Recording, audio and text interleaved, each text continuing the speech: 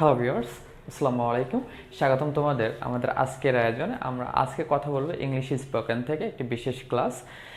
দেখো, আমরা যে যখন তখন বা যখন আমি একটি কাজ করি তখন সে এটা করেছিল, বা আমি যখন শুনেছিলাম তখন এরকম একটা, মানে যখনের সাথে একটা কাজ, তো তখন আবার আর একটা ঘটনা ঘটলো, এই ধরনের সেন্টেন্স অথবা বাক্য তোমরা কিভাবে বলবে।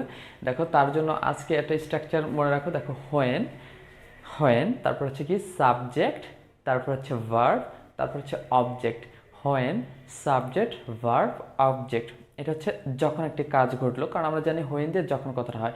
ঠিক তারপরে এই কাজ অনুসারে যে আরেকটি কাজ ঘটবে, সেটার জন্য আমরা দেবো কি subject will verb, subject will verb. Okay, তো আসলে একটা উদাহরণ দেখে আমরা ক্লিয়ার হই বিষয়টি। যখন তুমি আমাকে ফোন দিবে তখন আমি আসব, এই কথাটা আমরা কিন্তু এখন খুব কমনলি বলে থাকি। যখন তুমি আমাকে ফোন দিবে আমি তখন আসব, ঠিক আছে? তখন কি হবে দেখো, when you phone me, when you phone me I will come, when you phone me I will come. যখন তুমি আমাকে ফোন দেবে আমি তখন আসবো। ওকে, এরপরে আরেকটা উদাহরণ আমরা দেখি। দেখো, যখন তুমি বিষয়টি আমাকে বলবে আমি তখন বিষয়টি বুঝবো। আমরা এরকম বলি না, তুমি বিষয়টি বললে সেটা আমি বুঝবো, না বললে কেন? যখন তুমি আমাকে বলবে তখনই আমি বুঝবো। তাহলে when you tell me, when you tell me the matter, when you tell me the matter I'll understand the matter, I'll understand the matter. ঠিক আছে, আমি আই উইলের সংক্ষেপে আল। ওকে, এটা বললাম।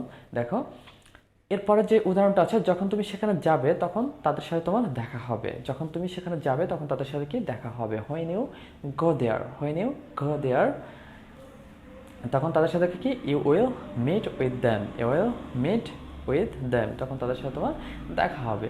আচ্ছা, যখন তুমি আমাকে ডাকবে তখন আমি আসব।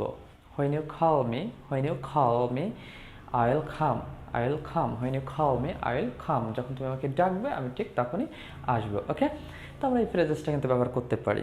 দেখো, এরপরে দেখো, যখন সে আমাকে যখন সে আমাকে বলবে তখন আমি